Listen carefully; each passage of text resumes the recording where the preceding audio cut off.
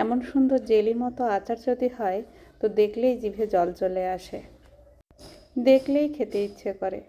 তো চলো চটপট বানিয়ে ফেলো জেলির মতো আমের আচার। কিভাবে বানাতে হয় দেখে নাও ভিডিওটি। কালকে ঝড়ে এতগুলি আম পড়ে গিয়েছে, তো আমগুলি কেটে রেডি করে নিলাম। এবার আমের আচার করব। চলো এবার শুরু করে দিই আমের আচার তৈরি করা। প্রথমে কড়াইটাকে গরম করে নেব। কড়াই গরম হয়ে গেছে, এবার তেল দিয়ে দেবো অল্প একটু, যাতে কোনো রকমে লঙ্কাগুলি একটু ভাজা ভাজা হয়। তেল গরম হয়ে গেছে, এবার লঙ্কাগুলি দিয়ে দিলাম। দিয়ে এবার ভালো করে নেড়ে চেড়ে একটু ভেজে নিয়ে তারপরে আমগুলি দিয়ে দেব। দেখো আমার লঙ্কাগুলি ভাজা হয়ে গেছে, এবার আমগুলি দিয়ে দেব। এবার এই যে আমগুলি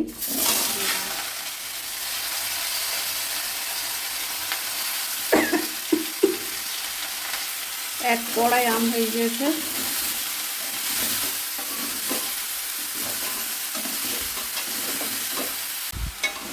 বন্ধুরা, এই যে এতগুলি আম, এই আমগুলি কালকে বৃষ্টি হয়েছে, আর তার জন্য গাছে আম মোটামুটি অর্ধেকের উপরে ঝরে গিয়েছে।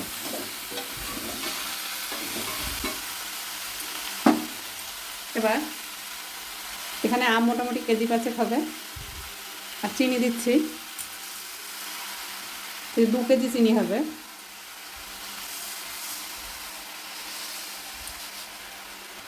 দিয়ে দিলাম, এবার নাড়তে থাকবো।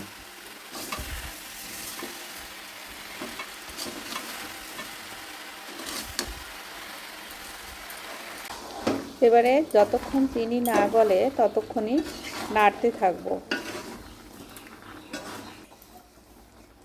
ঢাকা দিয়ে দেবো।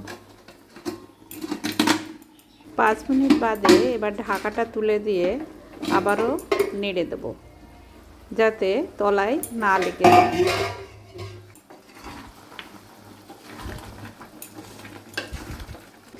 চিনিগুলো গলে সব জল হয়ে গিয়েছে।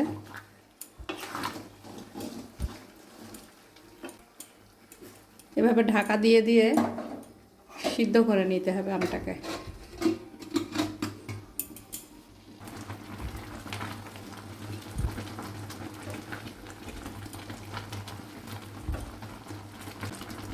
আমগুলো সিদ্ধ হয়ে গিয়েছে, এখন এই চিনির এই রসটা শুকালে হয়ে যাবে।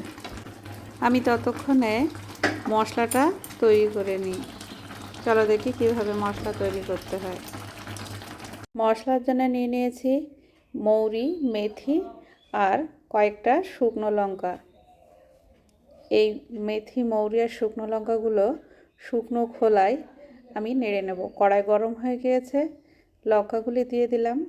লঙ্কাগুলি একটু নেড়ে চেড়ে নিয়ে তারপরে এবারে মৌরি এবং মেথি দিয়ে দিলাম।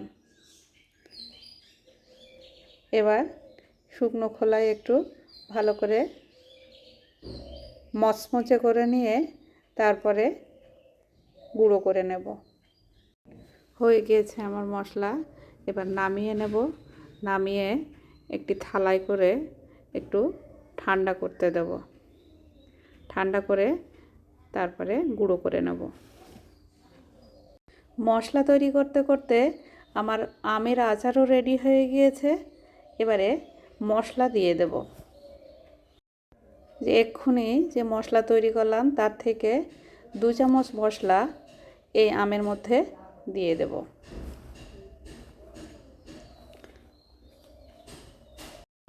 মশলা দিয়ে কিন্তু সুন্দর একটা ঘ্রাণ আসছে। মশলাটা দেওয়ার পরে এবার আমের সঙ্গে ভালো করে মশলাটা মিশিয়ে নেব। আর যেটুকু মশলা থাকবে এই মশলাটুকু এই আমের আচার রোদ্রে দিতে হয়। এবার রোদ্রে দিতে হবে আর এই মশলা মেশাতে থাকতে হবে, তাহলে আমের আচার আরও টেস্টি হবে। চলো এবার আমের আচার আমার মেশানো হয়ে গিয়েছে, এবার আমি থালায় পেড়ে দেব। বন্ধুরা, এইরকম কাচের মতো জেলি আচার যদি করতে চাও তাহলে আমার এই পদ্ধতিটা অবলম্বন করো। দেখো এবং তৈরি করে আমাকে কমেন্ট করে জানিও কেমন হয়েছে।